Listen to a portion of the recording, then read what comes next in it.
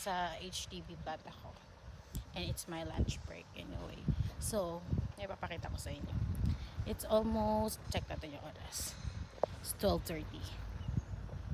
So today, syempre, may mga bagay-bagay pa rin talaga may mga bagay talaga. So ito, may papakita ko sa inyo guys.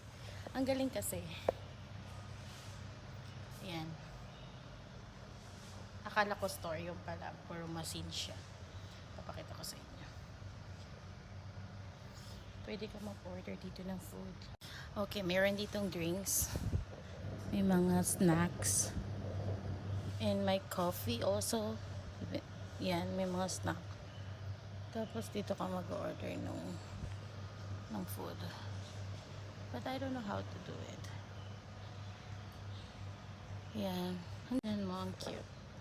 Yan yung minutes para makukuha mo yung order mo. Tapos lalabas dun sa box na dito. Piniprepare pa lang daw. Siya yung bumibili. And ang galing kasi chef in the box 24 hours. Parang hindi mo alam kung matutuwa ka ba na may mga ganyang stall na machine na hindi na kailangan ng mga trabahante, or it's good para sa mga tao. Mas madali yung parang, kasi minsan iniisip ko din dito rin sa Singapore meron na din robot na naglilinis.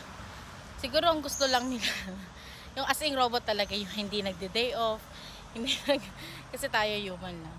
Well, anyway, gusto ko lang din i-share yung dito kasi sa Singapore marami ng mga robot na machine dito, like included na din yung naglilinis, meron na din silang janitor na robot.